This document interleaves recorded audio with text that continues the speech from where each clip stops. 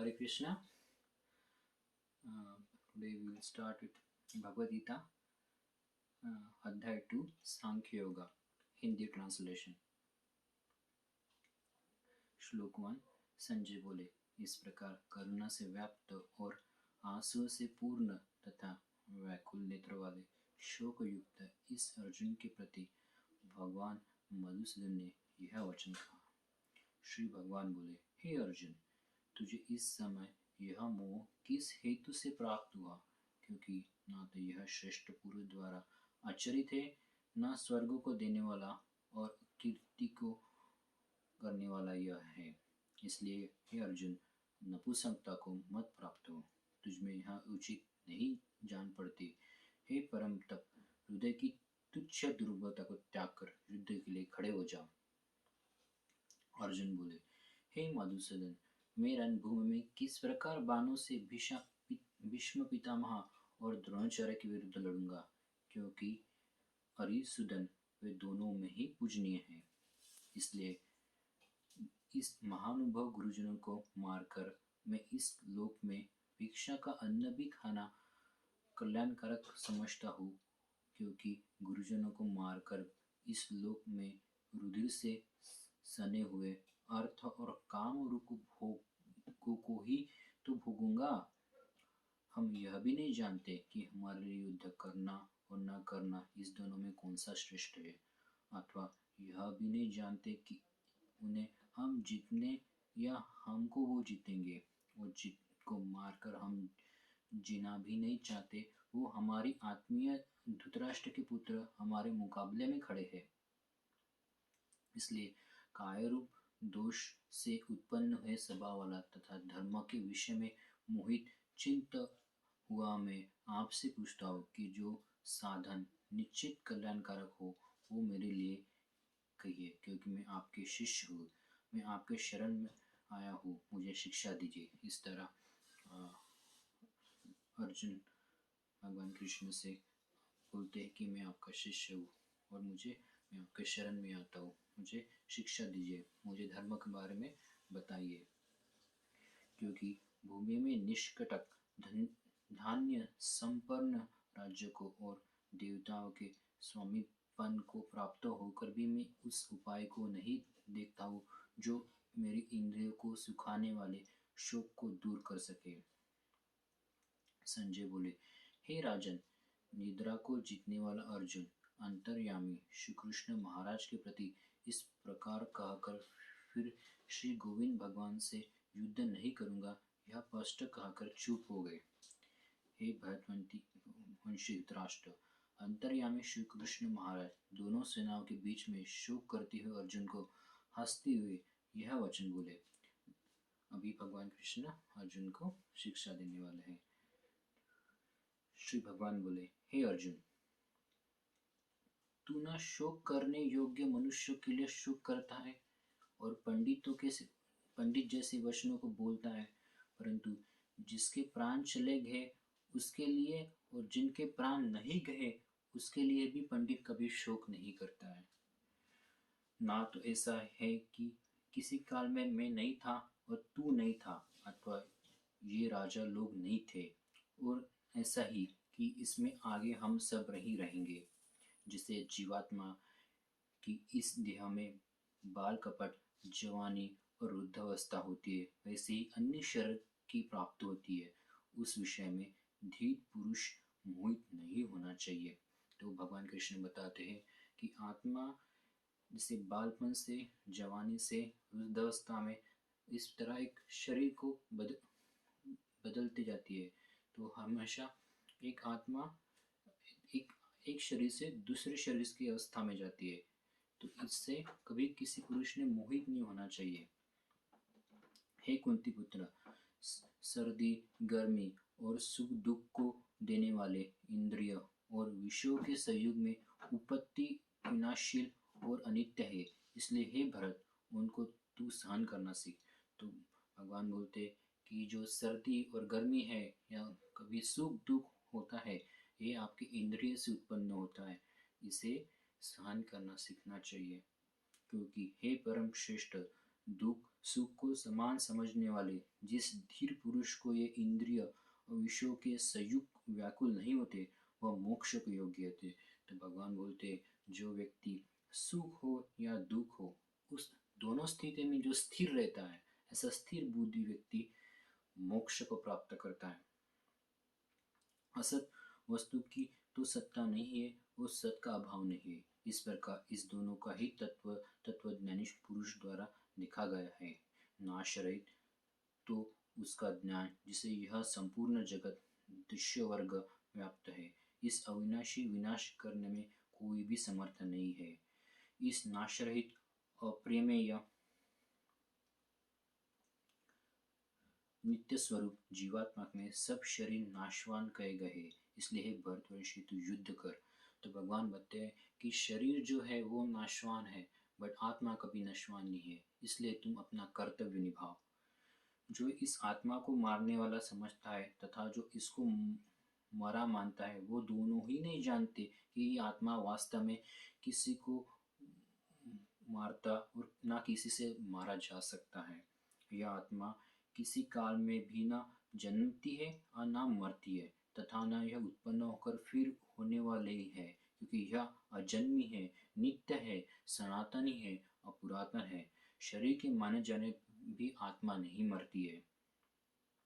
हे पुरापुत अर्जुन, जो पुरुष इस आत्मा को नाश रहित, नित्य, अजन्म, अव्यय जानता है, वह पुरुष कैसे किसको मरवाता है, कैसे किसको मार सकता है। इस प्रकार भगवान कृष्ण बोलते हैं, जो व्यक्ति आत्मा के बारे में ज्ञान रख सकता है, जो आत्मा के बारे में ज्ञान रखता है, वो कहीं कैसे किसी पुरुष को व्यक्ति को मार सकता है। बस कृष्ण भगवान अर्जुन को बता रहे थे कि सिर्फ बॉडी को नाश किया जा सकता है। जो अधर्मी होते हैं उनको सिर्फ आप बॉडी को शिक्षा दे सकते हो, बट उनकी जो आत्मा है वो अमर है। जैसे मनुष्य पुराने पुराने वस्त्र को त्याग कर दूसरे नए वस्त्र को ग्रहण करता है, वैसे ही जीवात्मा पुराने शरीर को त्याग कर दूसरे नए शरीर को प्राप्त करती है। तो जैसे ही आत्मा है, आत्मा जैसे एक शरीर से जब वृद्धावस्था होती है वो छोड़कर दूसरी बॉडी शरीर पकड़ती है। इस आत्मा को नष्ट नहीं कर सकते, इसको आग जला नहीं सकती, हवा सुखा नहीं सकती और इसको पानी में गलाया नहीं सकता, क्योंकि यह आत्मा अक्षय है। यह आत्मा अधाह्य, अक्लेश और निस्संदेह अशुभ है तथा आत्मा नित्य, सर्वव्यापी, अचल और स्थिर रहने वाला और सनातन है। यह आत्मा अव्यक्त है, यह आत्मा अचिंत्य है, यह आत्मा विकृत कहा जाता है। हे अर्जुन, इस आत्मा को उपयुक्त प्रकार से जानकर तू शोक करने योग्य नहीं है, अर्थात शोक करना उचित नहीं है। तो भगवान कृष्ण बोलते हैं, अभी तुमने सुना कि यह सुनने के बाद तुम्हें पता है कि आत्मा अचिंत्य है, तो ये सोचने के बाद तुम्हें शोक कर किसी भी बॉडी के लिए, किसी भी के लिए तुम्हें शोक करना योग्य नहीं है, अर्थात किसी के लिए भी शोक करना उचित नहीं है। बस तुम अपना कर्तव्य निभाओ। किंतु यदि तुम इस आत्मा को सदा जन्मने वाला तथा सदा मरने वाला मानते हो, तो भी महाबलो, तुम इस प्रकार शोक करने में योग्य नहीं है, क्योंकि यह मान्यता के अनुसार जन्मे हुए की मृत्यु निश्चित है और मरे हुए की जन्म निश्चित है। इससे भी बिना उपाय वाले विषय में तू शोक करने योग्य नहीं है। हे अर्जुना, संपूर्ण प्राणी जन्म में पहले अप्रकट थे और मरने के बाद भी अप्रकट हो जाने वाले हैं, केवल बीच में ही प्रकट है। फिर ऐसी स्थिति में क्यों शोक करना चाहिए। तो भगवान कृष्ण बोलते हैं कि आदमी जब जन्म के पहले होता है तो उसका आत्मा मीन्स वो अप्रकट स्थिति में होता है, और जब आदमी मरता है तभी उसका आत्मा अप्रकट स्थिति में होता है। तो वो जन्म और मृत्यु के बीच में जो है आत्मा बॉडी के थ्रू प्रकट स्थिति में होता है। इसलिए अर्जुन को कहता है तुम किसी के बारे में शोक मत कर। कोई एक महापुरुष भी इस आत्मा को आश्चर्य की भांति देखता है, और वैसे ही दूसरा कोई महापुरुष इसके तत्व का आश्चर्य की भांति वर्णन करता है, तथा दूसरा कोई अधिकारी पुरुष इसको आश्चर्य की भांति सुनता है, कोई कोई तो सुनकर भी उसको नहीं जानता। हे अर्जुन, यह आत्मा सबके शरीर में सदा ही अवैध, जिसका वध नहीं किया सकता, इस कारण संपूर्ण प्राणियों के लिए तू शोक करने योग्य नहीं है। इस प्रकार भगवान कृष्ण कंक्लूड करते हैं कि कि जो आत्मा है वो अवध्य है, उसका किसी तरह वध नहीं किया जा सकता है। इसलिए तू संपूर्ण प्राणियों के लिए, किसी के लिए भी शोक करना जरूरी नहीं है। बस अपना कर्तव्य निभाओ तथा अपने धर्मों को देखकर भी तू भय करने योग्य नहीं है, अर्थात तुझे भय नहीं करना चाहिए, क्योंकि क्षत्रिय के लिए धर्मयुक्त युद्ध से बढ़कर दूसरा कोई कल्याणकारी कर्तव्य नहीं है। तो भगवान कृष्ण बोलते हैं कि धर्म युद्ध से बढ़कर कर्तव्य, सबसे बड़ा कर्तव्य कोई भी नहीं है। हे पार्थ, अपने आप प्राप्त हुए वो खुले स्वर्ग को द्वार रूप इस प्रकार युद्ध को भाग्यवान क्षत्रिय लोग ही पाते। तो भगवान कृष्ण बोलते हैं जो धर्म युद्ध में शामिल होते हैं उनके लिए स्वर्ग के द्वार खुलते हैं, और युद्ध में भाग लेना ये भाग्यवान क्षत्रिय, उसमें से भाग्यवान क्षत्रियों को ही चांस मिलता है।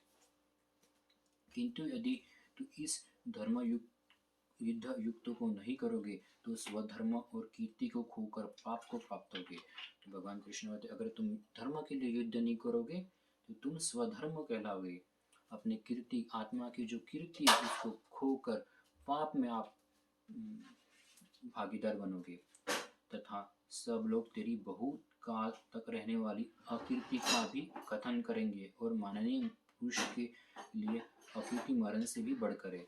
भगवान कृष्ण बोलते हैं इस प्रकार सभी लोग तुम्हारे बारे में, अकीर्ति के बारे में बातें करेंगे, तुम्हारे बारे में बुरा बोलेंगे, तुम्हारे वीकनेस के बारे में बोलेंगे, और ये आदमी को मरण जैसा ही है। और जिनकी दृष्टि में तू पहले बहुत सम्मानित होकर अब लघुता को प्राप्त होगा, हे महारथी लोग तुझे भय के कारण युद्ध से हटा हुआ मानेंगे। तेरी वैरी लोग से तेरे सामर्थ्य की निंदा करते हुए तुझे बहुत से न कहने योग्य वचन भी कहेंगे, उससे अधिक दुख क्या होगा। इसी प्रकार कृष्ण भगवान कहते कि लोग तुम्हें बोलेंगे तुमने युद्ध नहीं किया, तुम वीक हो, ऐसा बोलने से सुन के जब तुम लोगों से खुद के बारे में समझे, इससे बड़ा दुख तुमसे क्या दुख तुम्हें कौन सा मिल सकता है। यह तो ना युद्ध से मारा जाकर स्वर्ग को प्राप्त हो सकता है अथवा संग्राम में जीतकर पृथ्वी का राज्य भोगे। इस कारण हे अर्जुन तो युद्ध के लिए निश्चित खड़े जाओ। तो फाइनली कृष्ण भगवान कहते हैं कि अगर युद्ध में मारे जाओगे तो स्वर्ग प्राप्त कर लोगे, या तुम जीत जाओगे तो पृथ्वी में राज्य भोगोगे। अंत में तुम अपने कर्तव्य निभाओ, युद्ध करो। जय पराजय, लाभ हानि और सुख दुख को समान समझकर उसके बाद युद्ध के लिए तैयार हो जाओ। इस प्रकार युद्ध करने से तुम पाप नहीं प्राप्त करोगे। भगवान कृष्ण कहते हैं कि जय पराजय या लाभ और किसी तरह का हानि और सुख दुख को, इन सबको समान देखकर तुम युद्ध करो। ऐसा अगर इस प्रकार तुम युद्ध करोगे तो तुम्हें कभी पाप नहीं लगेगा। इसी तरह हम जिंदगी में जैसे भी जॉब करते हैं, जो कुछ करते हैं, तो हमेशा ध्यान रखना चाहिए जो भी जय है वो पराजय है, जो भी लाभ है हानि है, और सुख, जो भी सुख है दुख है, इसे समान समझ के ही भगवान कृष्ण को अर्पित करके हमें उनके प्रति समर्पित होना चाहिए। हे पार्थ, यह बुद्धि तेरे लिए ज्ञानों के विषय में कही गई है और तू इसको कर्मयोग के विधान से जान सकता है। विषय में सुन, जिस बुद्धि युक्त हुआ कर्मों के बंधन से भली भांति त्याग देता अथवा सर्वथा नष्ट कर डालेगा। इस कर्मयोग के आरंभ का अर्थात बीज का नाश नहीं है और उल्टा फल रूपी दोष नहीं है, बल्कि तुम कर्म रूप का धर्म का थोड़ा थोड़ा सा साधन जन्म मृत्यु रूप महान भय से रक्षा कर लेता है। भगवान कृष्ण कहते हैं कि तुम्हें तुम्हारा कर्तव्य करते हो, कर्तव्य करने का अधिकार है, बट उसका जो कर्म का फल है वो भोगने का अधिकार है, उसको त्यागो। सुख दुख को त्यागो, जय पराजय को त्यागो, लाभ और हानि को त्यागो। हे अर्जुन, इस कर्मयोग में निश्चयात्मिक बुद्धि एक ही होती है, किंतु अस्थिर विचार वाले वेकिन सकाम मनुष्य की बुद्धियां निश्चित ही बहुत भेदों वाली अंतत होती है। तो भगवान बोलते जिनकी बुद्धि स्थिर नहीं होती है उनके तो वो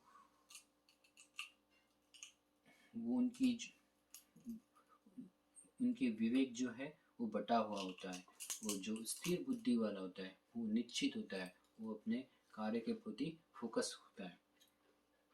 हे अर्जुन, जो भोग में तन्मय हो रहे वेद वाक्यों में प्रीति रखते हैं, प्रसिद्ध अर्थाऊ दिखाऊ शुभयुक्त वाणी को कहा कहते हैं, जो कि जन्मरूप कर्म फल देने वाले एवं भोग तथा ईश्वर की प्राप्ति के लिए नाना प्रकार की बहुत सी सक्रिय को करने में वाली है, जो कर्म फल के प्रशंसक जिनकी बुद्धि में स्वर्ग ही परम प्राय वस्तु और जो स्वर्ग से बढ़कर दूसरी कोई वस्तु नहीं ऐसा कहते हैं। तो जो व्यक्ति भोग में लगे हुए, ऐश्वर्य में लगे हुए, जो कोई भगवान की पूजा करते हैं, कोई क्रिया करते हैं, जो क्रिया को कुछ फॉलो करते हैं, वो यही समझते हैं और उससे वो संतुष्ट है कि इससे बढ़कर कुछ नहीं।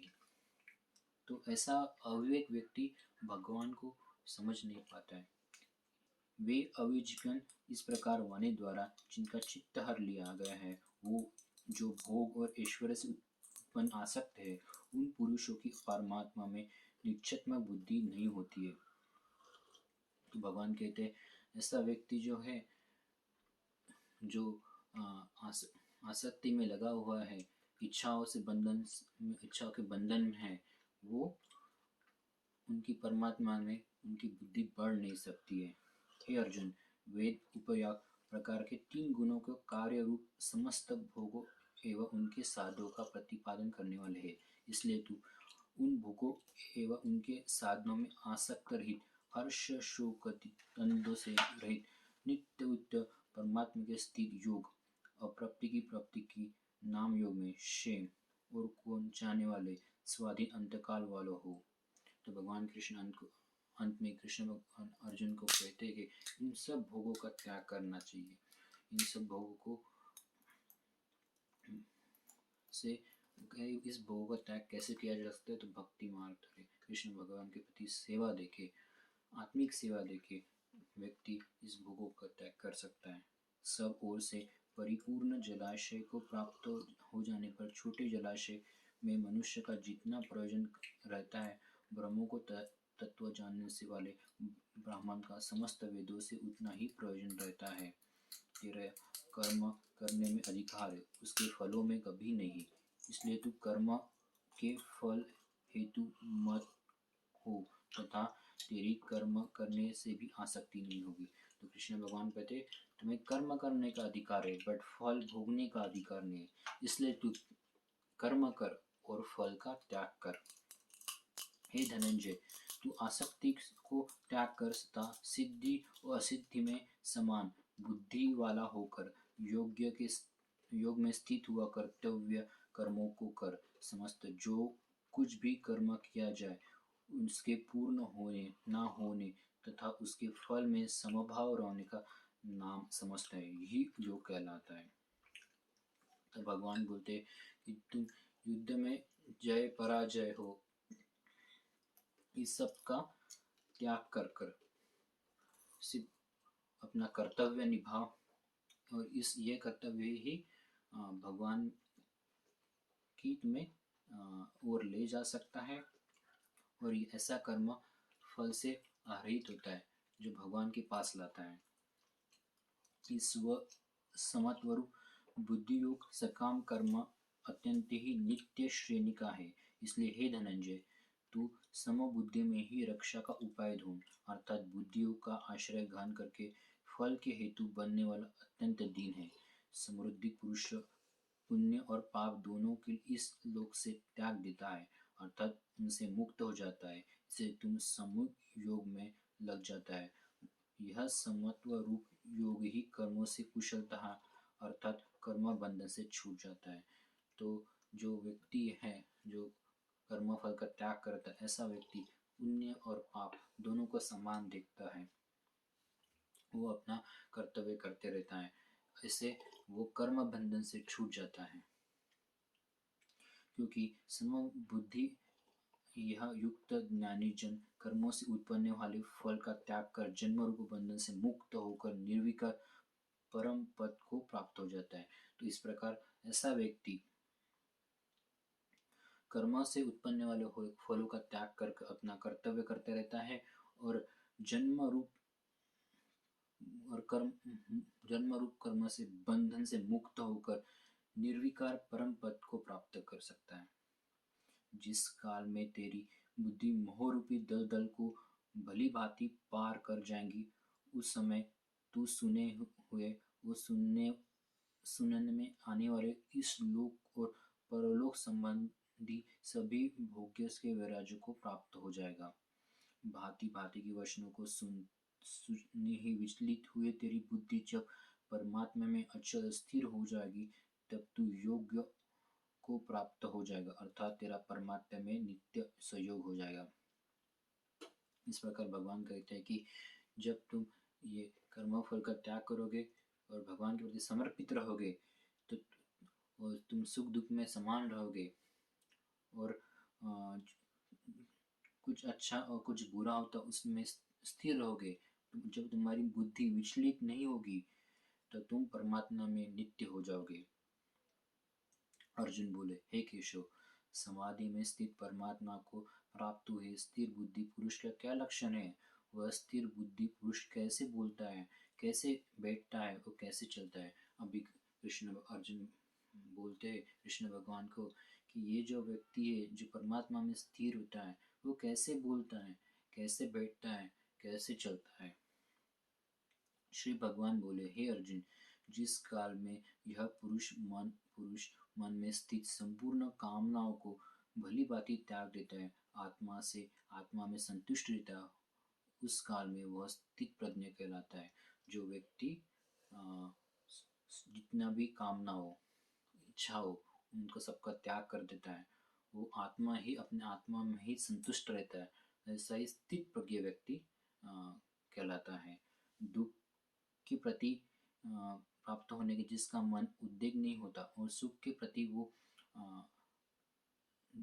प्रति आकर्षित नहीं होता, जो जिसकी राग भय और क्रोध नष्ट हो गए, ऐसा मुनि स्थिर बुद्धि कहलाता है। तो जो दुख आने पर निराश नहीं हो जाता या सुख के प्रति आकर्षित नहीं होता है, जो राग भय और क्रोध से मुक्त हो गया, ऐसा मुनि स्थिर बुद्धि कहलाता है। जो पुरुष सर्वत्र स्नेहरहित हुआ है, उस शुभ या अशुभ वस्तु को प्राप्त होकर ना प्रसन्न होता ना द्वेष करता, उसकी बुद्धि स्थिर होती है। तो भगवान बोलते, जो पुरुष है जो फ्रेंडली है और जो शुभ और अशुभ दोनों में समान है, ना तो वो प्रसन्न होता है सुख में और ना वो द्वेष करता है अगर कुछ अशुभ होता है, वह स्थिर बुद्धि वाला कहता है।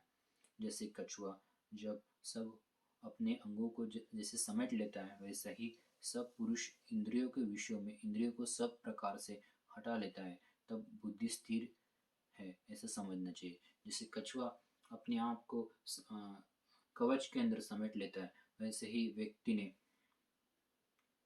जो व्यक्ति अपने सभी इंद्रियों को अपने अंदर समेट लेता है और अपने मन, बुद्धि, आत्मा, हृदय, ध्यान को भगवान की ओर स्थिर करता है, ऐसा व्यक्ति स्थिर बुद्धि वाला कहलाता है।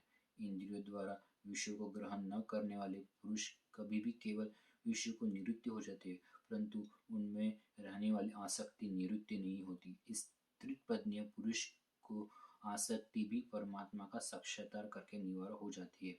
हे अर्जुन, आसक्ति का नाश होने के कारण ये प्रस्थम स्वभाव वाली इंद्रियां यत्न करती हुई बुद्धिमान पुरुष को भी बलात्कार हर लेती है। इसलिए साधक को चाहिए कि वह उन संपूर्ण इंद्रिय को वंश में करके समाहित चिंता हुआ मेरे परायण होकर ध्यान में बैठे, क्योंकि जिस प्रकार पुरुष इंद्रिय वश में होती है उसकी बुद्धि स्थिर होती है। भगवान अंत में कहते हैं कि हमें सभी अपनी इंद्रियों को अपने वश में रखना चाहिए और ऐसे प्रयास करना चाहिए और उस स्थिति में भगवान पे ध्यान करना चाहिए। उस प्रकार हमारी बुद्धि भगवान राधा कृष्ण में स्थिर होती है। विषयों का चिंतन करने वाले पुरुष की उन विषयों में आसक्ति हो जाती है। आसक्ति से उन विषयों की कामना उत्पन्न होती है और कामना से विघ्नपन का क्रोध उठता है। जो व्यक्ति एकाध कोई विषयों में चिंतन करते रहता है, जो इच्छाओं से भरा हुआ है, हमेशा इच्छाओं के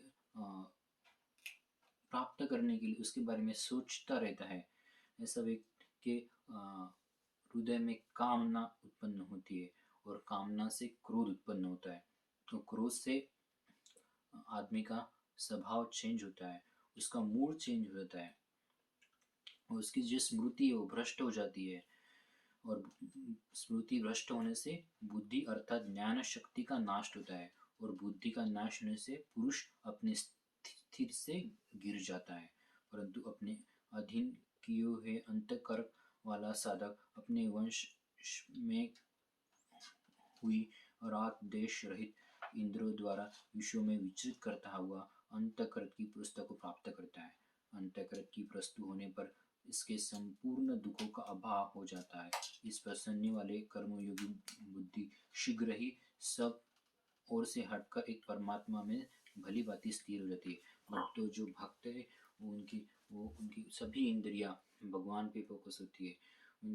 वो उनका जो उनका मन परमात्मा में स्थिर हो जाता है। ना जीते हुए मन और इंद्रिय वाले पुरुष में निश्चयात्मक बुद्धि नहीं होती। उस अयुक्त मनुष्य के अंतःकरण में भावना भी नहीं होती तथा भावनाहीन मनुष्य को शांति नहीं मिलती और शांति मनुष्य को सुख कैसे मिल सकता है। अंत में भगवान कहते हैं कि जो व्यक्ति जिसका मन स्थिर नहीं है, जिसकी सभी इंद्रिया पे उस मन का कंट्रोल नहीं है, ऐसा व्यक्ति मन हमेशा विचलित रहता है और जो जिसका मन विचलित रहता है वो उसका मन भगवान में स्थिर नहीं होता है और जिसका मन भगवान में स्थिर नहीं होता है वो शांति प्राप्त नहीं कर सकता है और जो शांति प्राप्त नहीं कर सकता है वो भला कैसे सुखी हो सकता है। क्योंकि जैसे जल में चलने वाली नाव को वायु हर लेती है वैसे विषयों में विचरती हुई इंद्रियों में मन जिस इंद्रियों के साथ रहता है वह एक ही इंद्रिय उस युक्त पुरुष की बुद्धि को हर लेती है। इसलिए हे महाबलु, जिस पुरुष की इंद्रियों के विषयों में सब प्रकार निग्रही हुई है उसकी स्थिर बुद्धि कहते हैं। इस प्रकार कृष्ण भगवान बोलते हैं जिसकी बुद्धि परमात्मा में स्थिर है वह स्थिर बुद्धि वाला कहलाता है। संपूर्ण प्राणियों के लिए जो रात्रि के समान है उस नित्य ज्ञान स्वरूप परमात्मा की प्राप्ति में स्थित प्रज्ञ योगी जागता है और जिस नाशवान सांसारिक सुख की प्राप्ति के लिए सब प्राणी जागते परमात्मा के तत्व जानने वाला मुनि वह रात्रि के समान है। जैसे नाला नदियों के जल सब ओर से परिपूर्ण अचल प्रतिष्ठ वाले समुद्र को उसको विचलित न करते हुए समा जाता है वैसे ही सब भोग जित स्थित पूर्व पुरुष में इस प्रकार विकार उत्पन्न किए बिना समय जाते वही पुरुष शांति को प्राप्त हो सकता है। तो भगवान ऐसे कहते हैं जैसे नदियाँ में लहर आती है उसी तरह आदमी के मन में इच्छाओं की लहर आती है। जो जब इच्छाओं की लहर मन में आती है जो आदमी उसे भटकता नहीं है या आदमी उसे वो इच्छाओं को संतुष्ट करने की इच्छा नहीं रखता है, इच्छा को त्यागता है, वैसा ही व्यक्ति परम शांति को प्राप्त कर सकता है। जो पुरुष संपूर्ण कामनाओं से त्याग कर ममता रहित अहंकार रहित और स्फूर्त रहित हुआ विचरता है वही शांति को प्राप्त होता है अर्थात वही शांति को प्राप्त करता है। भगवान अंत में कहते हैं जो व्यक्ति सभी कामनाओं को मन में जितने भी कामना उसे त्याग कर ममता रहित रहता है, अहंकार रहित रहता है, स्फूर्ता रहित रहता है और विचारवंत होता है वही शांति को प्राप्त होता है अर्थात वह व्यक्ति शांति को प्राप्त करता है। हे अर्जुन, यह ब्रह्मों को प्राप्त हुए पुरुष की स्थिति है। इसको प्राप्त होकर योगी कभी मोहित नहीं होता, अंतकाल में इसी ब्रह्म स्थिति में स्थित होकर भगवान को प्राप्त करता है। तो भगवान बोलते जहाँ ब्रह्म की स्थिति है, जब यह आदमी भक्ति में राधा कृष्ण भगवान के प्रति समर्पित होता है तो वो सभी इच्छाओं को त्याग देता है, स्थिर होता है। वो कभी किसी और की ओर मोहित नहीं होता है। अंतकाल में ऐसा ही व्यक्ति ब्रह्म स्थिति में स्थिर होकर ब्रह्मानंद को प्राप्त होकर सकता है। और this is the end of this chapter. I hope you enjoy. Thank you. Hare Krishna.